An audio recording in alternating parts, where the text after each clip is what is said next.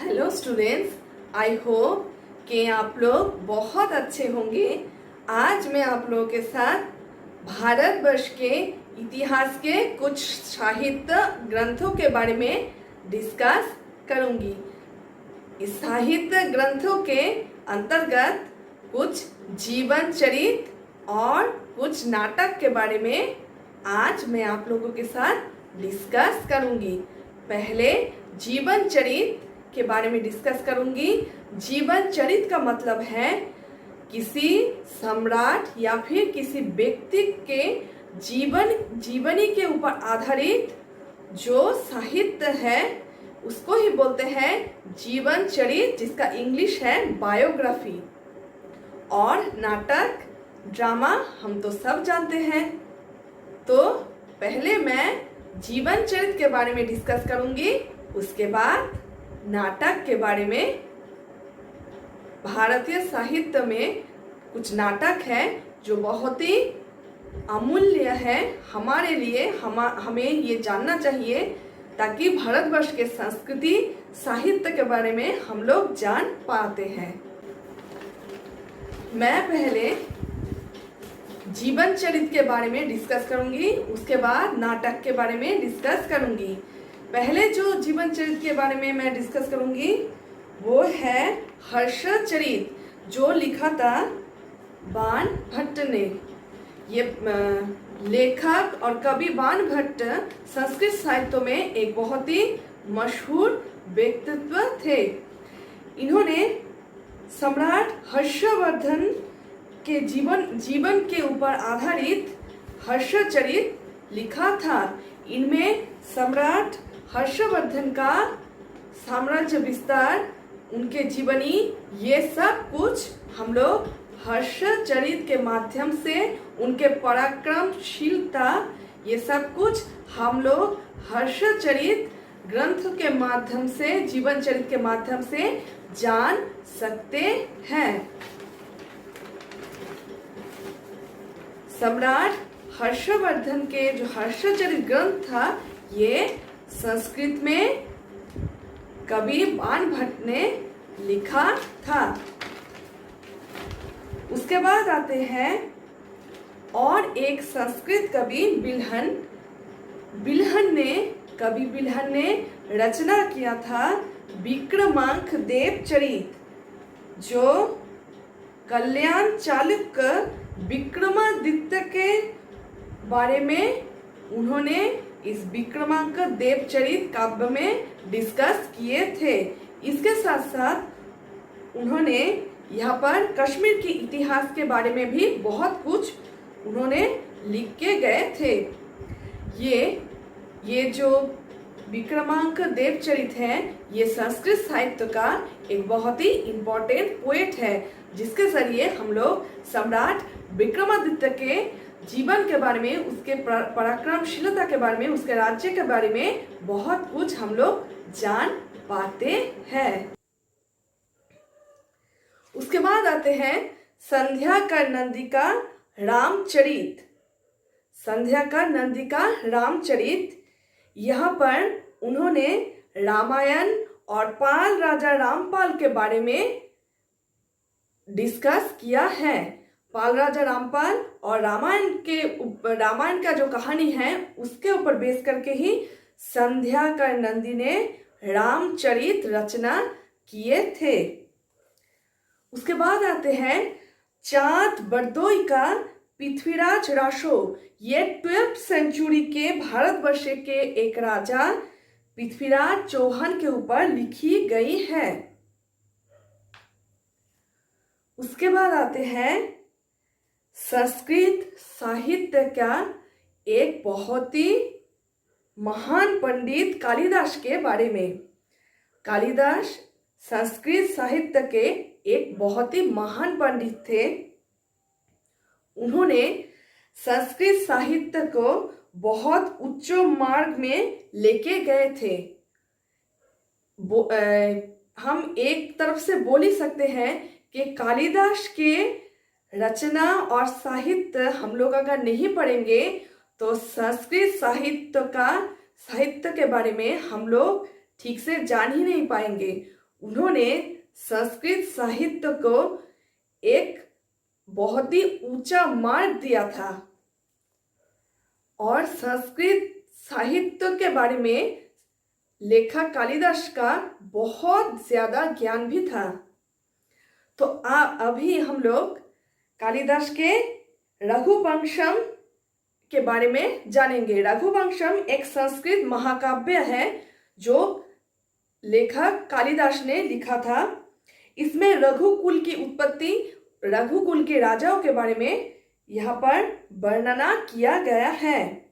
इसमें रघुकुल के राजा दिलीप, राजा रघु, दशरथ, राजा दशरथ जो हमारे रामचंद्र के पिता थे, रामचंद्र, राजा रामचंद्र और उनके बेटे कुश, लव कुश, वो सम्राट कुश और उनके कुछ अतिथियों के बारे में कालिदास इस रघुवंशम महाकाव्य में वर्णना किया है। और इसमें प्रभु श्री राम की विशेष रूप के बारे में भी वर्णना लेखक कालिदास ने किया है। उसके बाद आते हैं कालिदास के और एक रचना मालविकाग्निमित्रम। ये एक नाटक है।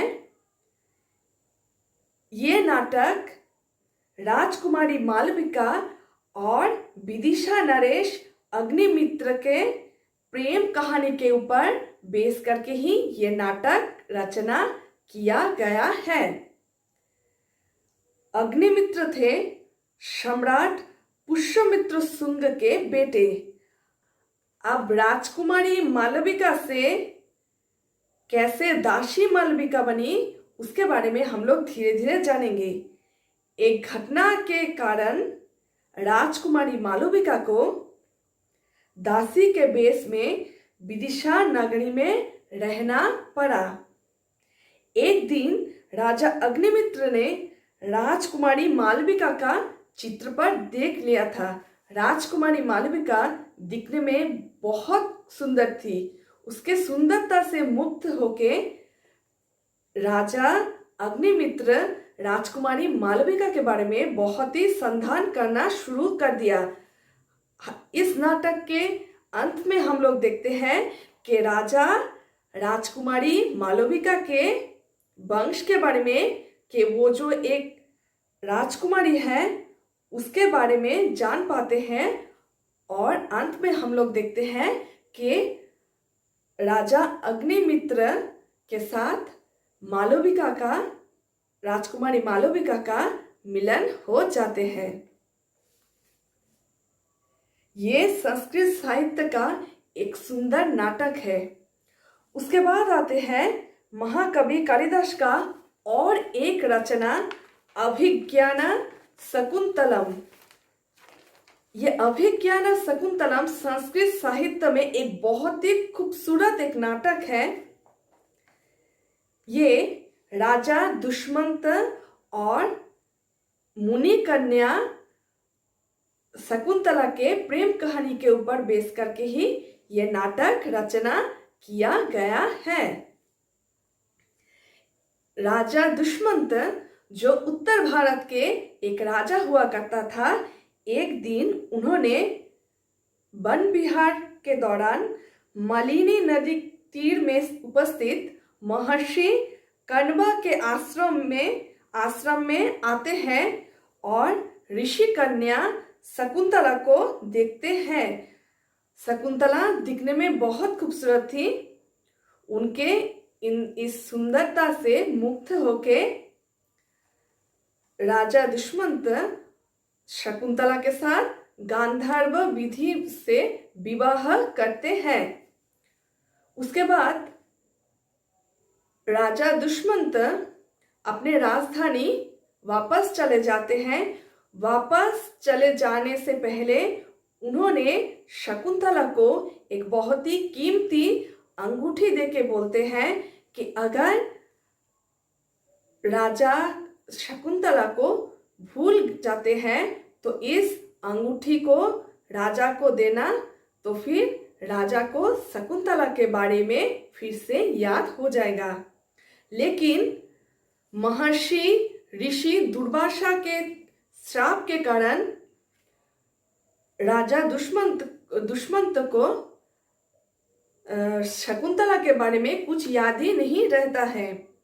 उसके बाद जब शकुंतला राजा दुष्मंत के राजधानी में जाते हैं, तब राजा दुष्मंत की शकुंतला के बारे में कुछ याद भी नहीं रहता है, और उन्होंने राजा दुष्मंत ने शकुंतला को जो मूल्यवान एक अंगूठी दिया था, वो भी शकुंतला खो देती है, जिसके कारण राजा दुष्मंत के साथ शकुंतला का जो विवाह गांधर्व रीति से जो विवाह हुआ था, इसका कोनो प्रमाण शकुंतला नहीं दे पाते हैं।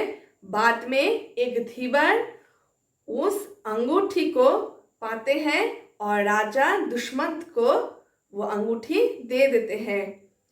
इस नाटक के अंत में हम लोग देखते हैं कि राजा दुष्मंत को शकुंतला के बारे में उस अंगूठी से सब कुछ याद आ जाते हैं।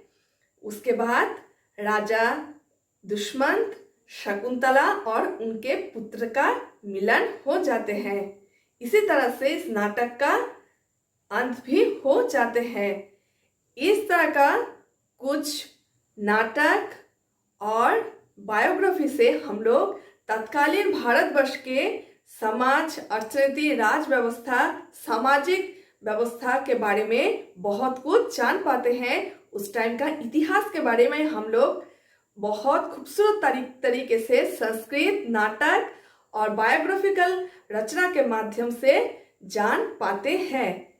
इस टॉपिक से आप लोग शॉर्ट क्वेश्चन पढ़ना, इससे आप लोगों को आपके एग्जाम के लिए जो फायदेमंद होगा। आज इतना सा ही। Thank you.